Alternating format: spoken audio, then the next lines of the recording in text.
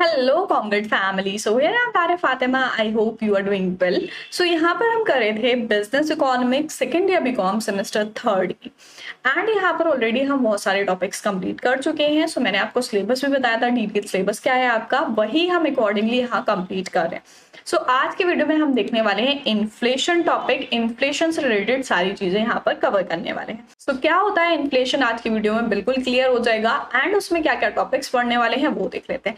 Meaning of inflation, सबसे पहले तो मीनिंग समझना जरूरी है। Demand pull inflation and cost pull inflation दोनों क्या होते हैं। कॉजेज ऑफ इन्फ्लेशन, क्या वजह है इन्फ्लेशन की, कि इन्फ्लेशन किस वजह से होता है। इफेक्ट ऑफ इन्फ्लेशन, इन्फ्लेशन होने से क्या क्या इफेक्ट पड़ते हैं। And measure to control inflation, और इन्फ्लेशन को किस तरीके से कंट्रोल कर सकते हैं, उसके क्या क्या मेजर्स हैं। तो ये सारे टॉपिक्स हम आज की वीडियो में कवर करने वाले हैं। स्टार्ट करते हैं आज की वीडियो एंड देखते हैं सबसे पहले मीनिंग से। क्या होता है inflation. A sustained rise in the general price level over a period of time is known as inflation. So बहुत ही सिंपल सी चीज है। इन्फ्लेशन क्या है, जब प्राइस लेवल जो है वो इंक्रीज हो जाए over a period of time, ठीक है।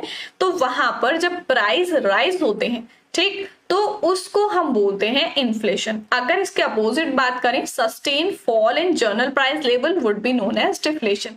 जब सस्टेन डिक्रीज होता है, गिरते हैं प्राइस, कम होते हैं, तो उसको हम बोलते हैं deflation.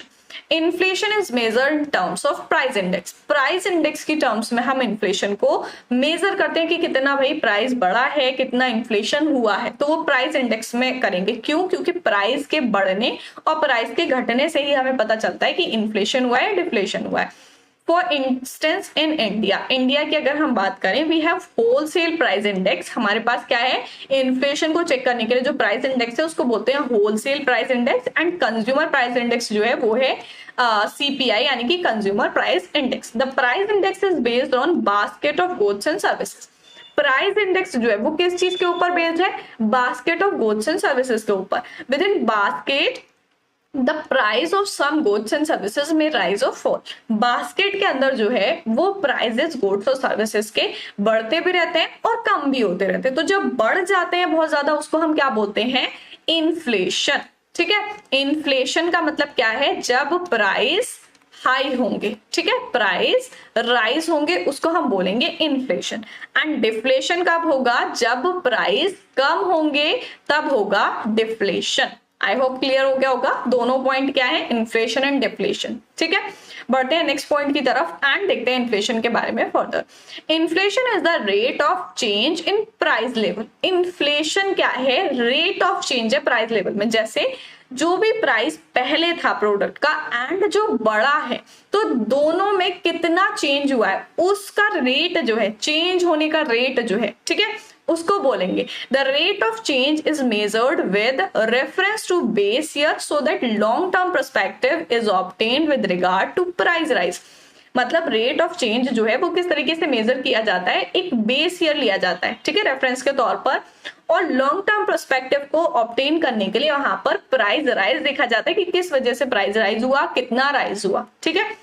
For all practical purposes inflation rate is measured on yearly basis. जैसे अगर इन्फ्लेशन के आपको क्वेश्चंस निकालने हैं, तो जब प्रैक्टिकल प्रॉब्लम्स करते हैं इन्फ्लेशन से रिलेटेड, तो उसमें इन्फ्लेशन रेट जो है उसको ईयरली बेसिस पर वहां पर मेजर करते हैं, ठीक है, कि भाई पिछले साल इतना प्राइस था, इस साल इंक्रीज हुआ है, डिक्रीज हुआ है, तो इंक्रीज होगा तो इन्फ्लेशन होगा, कितना इंक्रीज हुआ है उसका रेट निकालेंगे।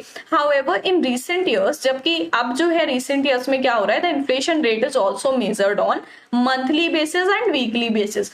पहले क्या बोला कि ईयरली बेसिस पर निकालते थे, बट अब जो है इन्फ्लेशन को मंथली और वीकली बेसिस पर भी निकाला जा रहा है। कैसे, द रेट ऑफ इन्फ्लेशन इस तरीके से निकालेंगे। पी यहाँ पर आपका रेट ऑफ इन्फ्लेशन में क्या बोला था कि प्राइस लेवल से करेगा, ठीक है, जो भी इफेक्ट पड़ेगा वो प्राइस लेवल से पड़ेगा। प्राइस इंक्रीज हो रहा है तो उसको इन्फ्लेशन बोलेंगे। तो यहाँ पर आपका जो पी है वो शो कर रहा है प्राइस को, ठीक है, प्राइस को शो कर रहा है। P1 शो कर रहा है कि प्राइस कितने हैं, ठीक है, एंड P0 की बेस ईयर क्या लिया है, उसमें कितने प्राइस थे माइनस करेंगे, एंड देन P0 के जो प्राइस होंगे उससे डिवाइड करके इनटू 100 कर देंगे। इनटू 100 क्यों कर रहे हैं, क्योंकि भाई जो रेट निकालना होता है वो हमारा परसेंटेज में आता है, एंड परसेंटेज में निकालने के लिए क्या करते हैं, 100 से मल्टीप्लाई करते हैं। तो इसमें हम दोनों रेट देखेंगे कि अब क्या है, पहले क्या था, कितना राइज हुआ है, कितना फॉल हुआ है। On the basis of rate of price rise, inflation is classified into 5 categories. Rate of price rise, कितने रेट से प्राइस जो है किसी भी प्रोडक्ट का वो बढ़ा है, उस बेसिस पर इन्फ्लेशन को 5 कैटेगरी में बांटा गया है। They are creeping or moderate inflation. First one is creeping या moderate inflation, walking inflation, running inflation, galloping inflation and hyperinflation। ठीक है, सो ये टाइप है, इन कैटेगरीज में इन्फ्लेशन को बांटा गया है। एंड देन नेक्स्ट पॉइंट हम देखेंगे demand pull and cost push. So देखो यहाँ पर क्या वर्ड यूज किया गया है, demand pull and cost push. तो डिमांड पुल समझते हैं पहले। डिमांड पुल इन्फ्लेशन क्या है? Demand pull inflation take place due to rise in aggregate demand. Demand के बढ़ने की वजह से जो होता है, एग्रीगेट डिमांड मतलब कि पूरी टोटल डिमांड जो है, ठीक है, मैक्रो इकोनॉमिक्स में हम एग्रीगेट डिमांड की बात करते हैं, टोटल डिमांड की। तो टोटल डिमांड जब राइज होगी तो उसको बोले demand pull inflation. Aggregate demand में rise due to combined effect of higher demand from the various sector of economy such as firm, household and government. 4 sector होते हैं, हमने प्रीवियसली बात की थी सेक्टर्स की। पहला हमारा house hold and firms, business firm sector, government sector और फॉरेन सेक्टर। तो सारे ही सेक्टर जो है वो हमारे इकोनॉमी में आते हैं, ठीक है, सारे सेक्टर को मिला के इकोनॉमी बनती है। अब इकोनॉमी में अलग अलग जो सेक्टर हैं उनकी अलग अलग डिमांड है, ठीक है, तो उन सब की डिमांड को कंबाइन करके जो इफेक्ट होता है उसकी वजह से जब डिमांड राइज हो रही है, मतलब एग्रीगेट डिमांड जो राइज हो रही है वो होती है हमारी demand pull. According to Keynes, inflation arise when there is an inflationary gap in the economy. According to Keynes, Keynes के अकॉर्डिंग मतलब कीन्स ने अपने वर्ड्स में ये बोला कि इन्फ्लेशन जो है वो कब अराइज होता है, कब बनता है इन्फ्लेशन जो है, वो जब इन्फ्लेशनरी गैप होता है इकोनॉमी में। Inflationary gap arise when aggregate demand is greater than aggregate supply eight full employment level of output. अब देखो, एग्रीगेट डिमांड जब एग्रीगेट सप्लाई से ज्यादा होगी तब वहां पर इन्फ्लेशन होगा। जैसे एग्जाम्पल के तौर पे हम समझते हैं, एग्रीगेट डिमांड क्या होती है, हमारी टोटल डिमांड। एग्रीगेट सप्लाई क्या होती है, टोटल सप्लाई, ठीक है। सो यहाँ पर देखते हैं, अब देखो सप्लाई का मतलब क्या है कि बिजनेस सेक्टर जो है, फर्म सेक्टर जो है, अगर मान लो किसी एक प्रोडक्ट के 100 यूनिट बनाता है, ठीक है, 100 यूनिट वो वहां पर बना रहा है। अब हाउस होल्ड सेक्टर क्या करता है, डिमांड करता है। ये चीज तो पता होनी चाहिए कि सप्लाई जो है वो हमारा बिजनेस फर्म सेक्टर करता है एंड डिमांड जो है वो हाउस होल्ड सेक्टर करता है। तो अब अगर बिजनेस फर्म जो है वो 100 यूनिट बना रही है किसी भी चीज के, अब हाउस होल्ड सेक्टर में उसी प्रोडक्ट की डिमांड जो है वो जा रही है 250 यूनिट्स, ठीक है, कि भाई लोगों को जो खरीदना है वो खरीदना है 250 लोगों को 250 यूनिट्स, ठीक है। तो यहाँ पर क्या देखने को मिल रहा है कि सप्लाई यूनिट जो है वो कम है as compare to demand unit, की डिमांड जो हो रही है वो बहुत ज्यादा हो रही है एंड सप्लाई जो है उस हिसाब से प्रोडक्ट की कम है। तो यहाँ पर इन्फ्लेशनरी गैप जो है वो अराइज हो जाता है जब डिमांड ज्यादा हो जाती है और सप्लाई जो है वो कम रहती है, ठीक है, समझ में आ गया। Keynes explained inflation in terms of demand pull forces. Keynes ने एक्सप्लेन किया इन्फ्लेशन को कि इन्फ्लेशन जो है वो डिमांड पुल फोर्सेस के टर्म्स में when the economy is operating at full employment level of output, supply can not increase in response to increase in demand and hence price rise. अब देखो इन्होंने क्या बोला कि इन्फ्लेशन क्यों हो रहा है, यहाँ बोला कि एग्रीगेट सप्लाई कम है, डिमांड ज्यादा हो रहा है, इसलिए इन्फ्लेशनरी गैप हो जाता है, उसकी वजह से इन्फ्लेशन बढ़ता है, ठीक है, इन्फ्लेशन हो जाता है। तो यहाँ पर बोला कि जब इकोनॉमी में ऑपरेटिंग, जो भी इकोनॉमी है उसमें ऑपरेटिंग हो रही है एंड वहां पर फुल एम्प्लॉयमेंट लेवल है, ठीक है, फुल एम्प्लॉयमेंट की भाई 100 यूनिट बनाने के लिए जितने लोगों को लगाना था उतने लोग ही लगे हुए हैं, ऐसा नहीं है कि अंडर एम्प्लॉयमेंट है, ठीक है, मतलब अनएम्प्लॉयमेंट है वहां पे। तो लेवल ऑफ आउटपुट जो निकालने हैं, मतलब 100 यूनिट बनाने, उस हिसाब से एम्प्लॉयमेंट ठीक है, ठीक है, और लोगों को लगाने की जरूरत नहीं है। बट यहाँ पर अगर सप्लाई इंक्रीज नहीं करते हैं, ठीक है, इन्फ्लेशन क्यों हो रहा है, क्यों होता है, जब डिमांड बहुत ज्यादा बढ़ जाती है सप्लाई कम रहती है। तो क्या करा भाई बिजनेस सेक्टर ने, क्या करा, लोग जो है वो खरीदना चाह रहे हैं 250 बट हम बना रहे हैं 100, ठीक है, तो वहां पे क्या करते हैं, उन 100 प्रोडक्ट के, उन 100 यूनिट्स के प्राइस को इंक्रीज कर देते हैं। जैसे कि डिमांड जो है वो इंक्रीज होती है। अब मान लो यहाँ पर 100 यूनिट है, अब 100 यूनिट 250 लोगों को तो नहीं दे सकते। मान लो अगर एक बंदा 1 यूनिट डिमांड कर रहा है, ठीक है, तो 250 लोग हैं, अब 100 यूनिट उनको नहीं दे सकते, तो क्या करते हैं यहाँ पर प्राइस जो होते हैं प्रोडक्ट के वो इंक्रीज करते हैं। जैसे मान लो पहले जो बन रही थी, जो चल रहा था उसका प्राइस अगर किसी भी एक प्रोडक्ट का 5 रुपए चल रहा था, ठीक है, अब उन्होंने देखा कि भाई डबल से भी ज्यादा डिमांड है, 100 यूनिट बन रहे हैं और 250 डिमांड है उसकी, तो उन्होंने क्या किया, उसको 4 गुना बढ़ा दिया, ठीक है। अब इसका प्राइस क्या कर दिया, 20 रुपीज कर दिया। अब जब इतना प्राइस लेवल हाई हो जाएगा तो वहीं पर हम बोलते हैं कि यहाँ पर इन्फ्लेशन हो गया, कि किसी भी एक प्रोडक्ट का प्राइस जो है वो हाई हो गया, ठीक है, बढ़ गया।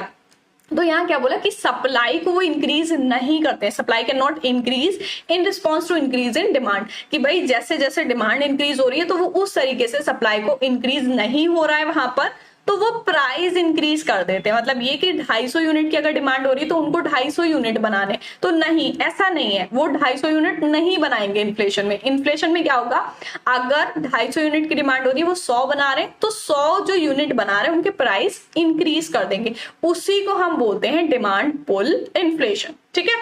देन नेक्स्ट पॉइंट हम देखते हैं cost push inflation. Cost push inflation क्या होता है, in absence of rise in aggregate demand, price में rise due to increase in cost in terms of higher wages, higher input cost and higher profit. अब देखो क्या करा उन्होंने, जो डिमांड है, डिमांड सेम रही, ठीक है, एग्रीगेट डिमांड जो है वो बढ़ी नहीं, यहाँ पर बोले एब्सेंस ऑफ राइज, मतलब जब बढ़ेगी नहीं एग्रीगेट डिमांड तो किस वजह से इन्फ्लेशन हो रहा है, तो वहां पर क्या वजह है, प्राइस में rise due to increase in cost. जैसे हमने अभी एग्जांपल लिया कि 5 रुपए का वो पहले प्रोडक्ट बिक रहा था, अब 5 रुपए का बिक रहा था, तो उसमें हम कह सकते हैं कि 4 रुपए की कॉस्ट लग रही थी, 1 रुपए वो अपना मार्जिन ले रहे थे, तो 5 रुपए का बिक रहा था। अब क्या हुआ, उसकी जो कॉस्ट बनाने की सारी लग रही है वो लगने लगी 10 रुपए, ठीक है। अब 10 रुपए लगने लगी तो भाई वो उसको 12 रुपए 13 रुपए बेचेंगे, ठीक, तो इसकी वजह से यहाँ पर प्राइस इंक्रीज हो गया, कॉस्ट बढ़ गई, ठीक है, क्योंकि कॉस्ट जितनी लगाई है वो तो निकालेंगे ही, है ना। या फिर दूसरी चीज की वेजेस जो है वो हायर हो गए, कि भाई अगर कंपनी जो है 100 यूनिट बना रही है, अब उसमें अगर 100 यूनिट बनाने के लिए जो लेबर लगी हुई थी उनको दिया जा रहा था वेजेस 300 रुपए पर डे, ठीक है, 300 रुपए पर डे दिया जा रहा था। अब वेजेस भाई लेबर कह रही है कि भाई 300 रुपए नहीं होगा, 400 होगा, अब उन्होंने 400 रुपए कर लिया, 400 पर डे, ठीक है। तो यहाँ पर क्या हुआ, वेजेस के जो अमाउंट है, वेजेस जो है वो बढ़ गए, तो उसकी वजह से प्रोडक्ट पे इफेक्ट पड़ेगा, उसके प्राइस हाई होंगे। या फिर इनपुट कॉस्ट जो है वो हायर हो गई। इनपुट कॉस्ट मतलब जो भी प्रोडक्ट बिजनेस फर्म बना रही है तो उसमें जो रॉ मटेरियल लग रहा है, जो भी सारे इनपुट्स लग रहे हैं, जैसे मान लो एक पेन बनाना है तो पेन बनाने के लिए यहाँ पर इंक लगेगी, प्लास्टिक लगेगा, ठीक है, तो ये सारी चीजें जो लग रही है, इनपुट जो लग रहा है उसकी कॉस्ट जो है वो हाई हो गई, तो उसकी वजह से प्राइस हाई हो जाएगा, ठीक है। या फिर उनको प्रॉफिट ज्यादा कमाना है, कि भाई अगर 5 का बिक रहा था, वो 4 की कॉस्ट लग रही थी, 1 रुपए प्रॉफिट कमा रहे थे, अब उन्होंने कहा भाई हम 4 रुपए प्रॉफिट कमाएंगे, 4 रुपए, ठीक है, तो 8 रुपए हो जाएगी उसकी प्राइस। तो इस तरीके से जो बढ़ता है प्राइस, जो होता है प्राइस कॉस्ट की वजह से, तो वो हम बोलते हैं कॉस्ट पुश इन्फ्लेशन, कि कॉस्ट किसी भी वजह से हो सकती है, कि कॉस्ट जो है, मतलब ये सारी चीजें हमारी कॉस्ट में ही आ जाती हैं, कि रॉ मटेरियल लग रहा है, लेबर लग रही है, कॉस्ट जो भी सारी निकल के आ रही है वो यही सारी चीजों को ऐड करके तो आता है। तो यहाँ पर जो कॉस्ट की वजह से प्राइस हाई हो जाते हैं किसी भी प्रोडक्ट के, उसको हम बोलते हैं कॉस्ट पुश इन्फ्लेशन। दोनों समझ में आ गए, डिमांड ज्यादा है उसकी वजह से प्राइस बढ़ा दिए, वो इन्फ्लेशन होगा डिमांड इन्फ्लेशन, एंड कॉस्ट जो है वो बढ़ गई है उसकी वजह से बढ़ा दिए, तो वो होगा cost push inflation. I hope clear हो गए होंगे दोनों पॉइंट्स। देन हम देखेंगे कॉजेज ऑफ इन्फ्लेशन, क्या वजह होती है इन्फ्लेशन की, किस वजह से होता है inflation.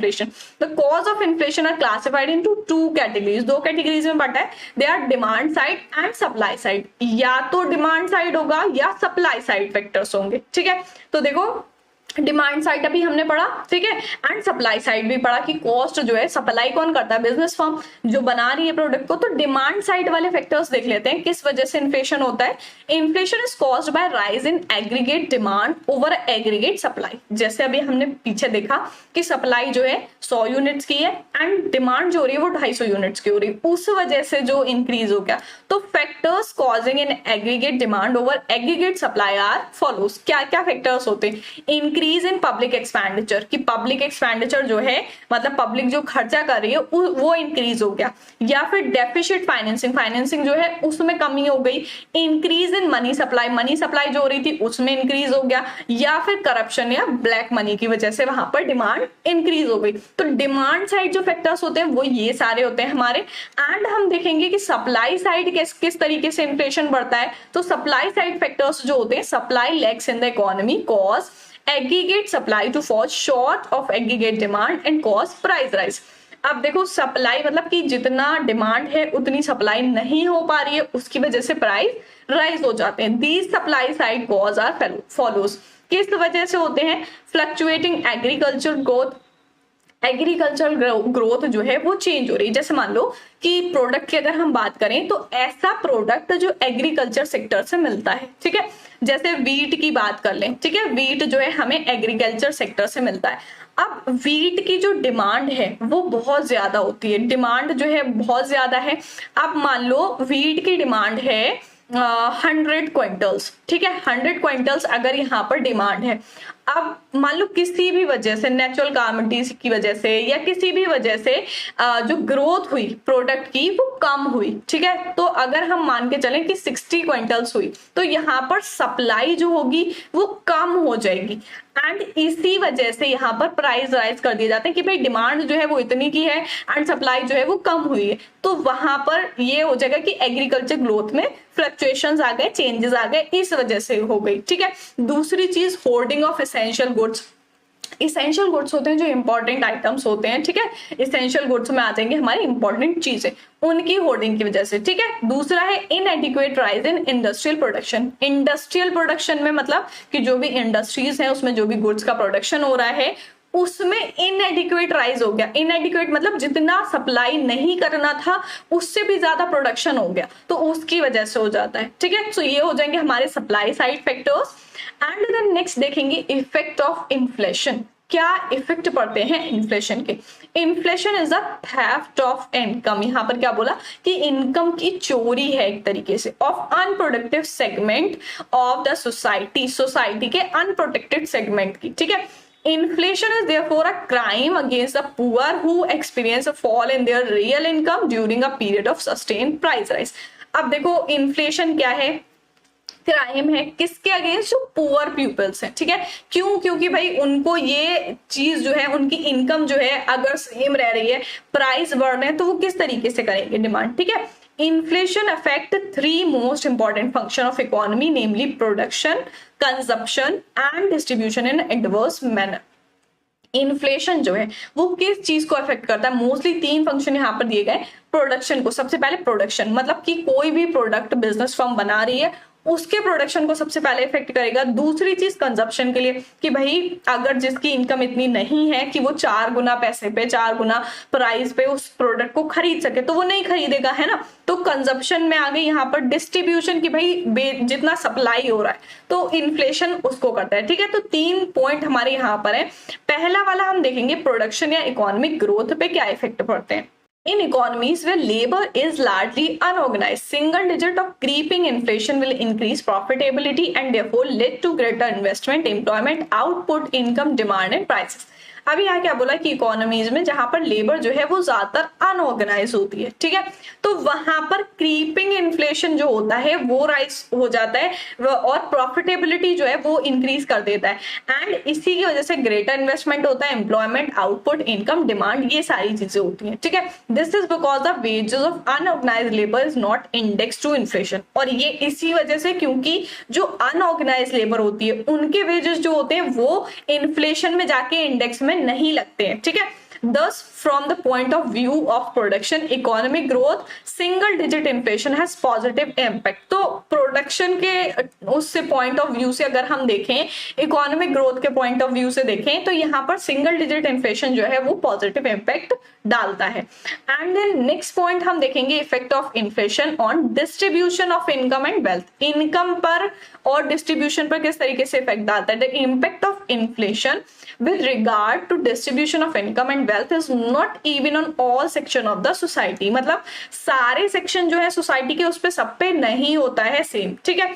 In case of labour the section that is protected from inflation is organised labour whose wages and salary are index to inflation. जैसे अभी हमने बात की, अनऑर्गेनाइज लेबर जो है वो इंडेक्स नहीं होती, उनके वेजेस जो है वो इंडेक्स नहीं होते हैं, तो वो जो है वहां पर हमारा किस में आ जाता है, प्रोडक्शन में आ जाता है, ठीक है। अब यहाँ क्या बोला कि ऐसा सेक्शन जो हमारा ऑर्गेनाइज होता है तो उनके जो वेजेस और सैलरी होते हैं वो इंडेक्स होते हैं इन्फ्लेशन में, ठीक है, तो वो इन्फ्लेशन से प्रोटेक्ट होते हैं। But unorganise labour is not protected from inflation and therefore their real income decrease on account of inflation. इसीलिए यहाँ पर देखो, अब दोनों में डिफरेंस समझ में आ रहा है कि ऑर्गेनाइज लेबर जो है वो क्या है, प्रोटेक्टेड है इन्फ्लेशन से, बट अनऑर्गेनाइज नहीं है। क्यों? क्योंकि उनका इंडेक्स नहीं होता है, जो इन्फ्लेशन होता है वो इंडेक्स पे ही तो बेस्ड होता है। तो यहाँ पर जो रियल इनकम है, जो भी अनऑर्गेनाइज लेबर है, उनकी वो इन्फ्लेशन की वजह से कम हो जाती है। During an inflationary period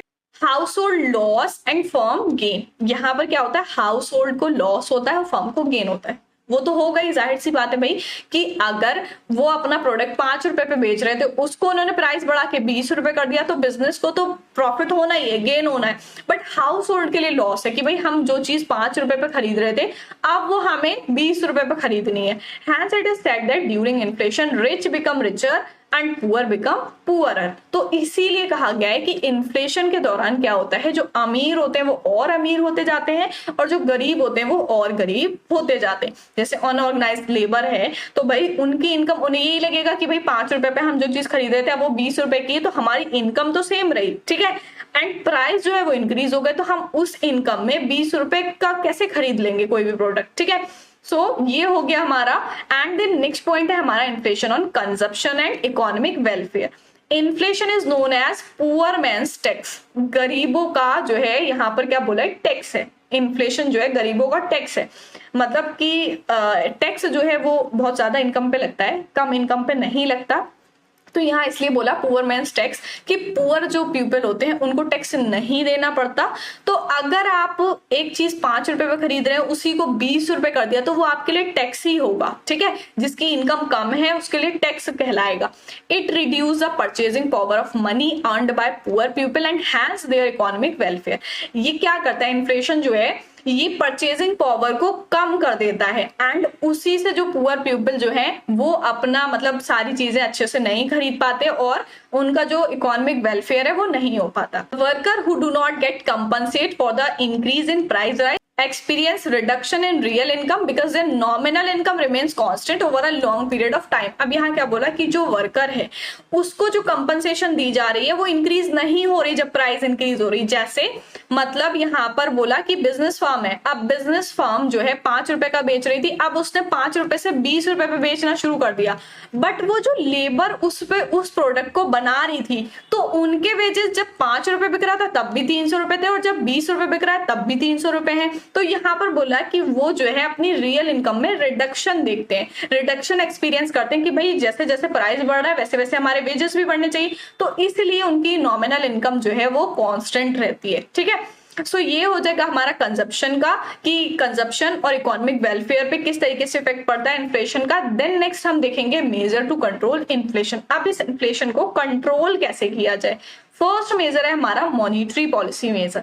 monetary policy क्या होते हैं वो समझते हैं। The central bank's policy with regard to cost and availability of credit is known as monetary policy. Monetary policy होती है सेंट्रल बैंक की। सेंट्रल बैंक की एक ऐसी पॉलिसी जो कॉस्ट और क्रेडिट की अवेलेबिलिटी के रिगार्ड में बनाई जाती है।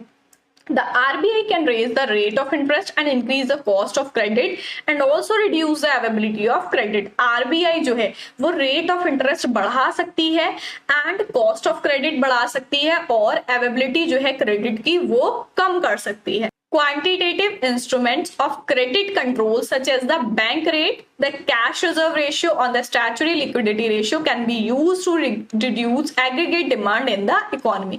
यहाँ क्या बोला है कि quantitative instrument जो है, अब quantitative instrument कौन से होते हैं जिनको हम quantity measure कर सकें जिनसे, ठीक है। तो credit control के जैसे बैंक रेट हो गया या कैश रिजर्व रेशियो हो गया, स्टैच्यूटरी लिक्विडिटी रेशियो हो गया, तो ये क्या है, ये ऐसे इंस्ट्रूमेंट हैं जिनको हम यूज कर करते हैं एग्रीगेट डिमांड के लिए इकोनॉमी में, ठीक है। इनके बारे में हम अभी आगे देखते हैं कि बैंक रेट क्या होता है। Bank rate is the rate at which Reserve Bank provide loans to the commercial bank in the country. अब देखो रिजर्व बैंक क्या है, आरबीआई हमारी जो सेंट्रल बैंक है, सेंट्रल बैंक जब कमर्शियल बैंक को लोन्स देती है उस पे जो रेट लगाती है वो बैंक रेट, मतलब बैंक टू बैंक जो होगा, ठीक है, वो बैंक रेट कहलाएगा।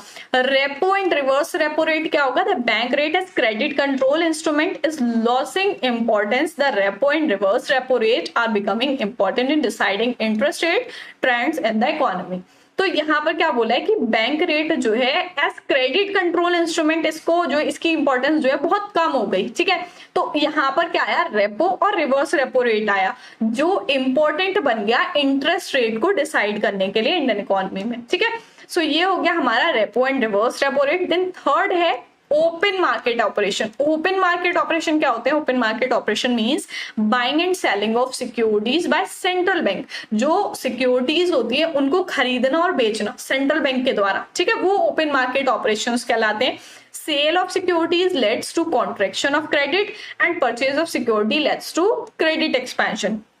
अगर आप सिक्योरिटीज को बेच रहे हो, ठीक है, तो उससे क्या होगा, क्रेडिट कम होगा, कॉन्ट्रैक्ट होगा, ठीक है। एंड परचेज कर रहे हो सिक्योरिटी को तो उससे क्या होगा, क्रेडिट एक्सपैंड होगा। एंड नेक्स्ट है cash reserve ratio. CRR ratio जो होता है वो क्या होता है, is an effective instrument of credit control. Credit को कंट्रोल करने के लिए एक इफेक्टिव इंस्ट्रूमेंट है। It refer to cash which the bank have to maintain with the reserve bank as a certain percentage of their demand and time liability। Cash reserve ratio एक ऐसा ratio है जो reserve bank के साथ सारी banks को maintain करना होता है। एक परसेंटेज यहाँ पर गिवन होती है कि इतना परसेंट आपको यहाँ पर कैश रिजर्व रेशियो मेंटेन करना है, इतना कैश रिजर्व रहना चाहिए कि जिस टाइम डिमांड हो, जिस टाइम लायबिलिटीज हो, उस टाइम आप वो कैश यूज कर सको।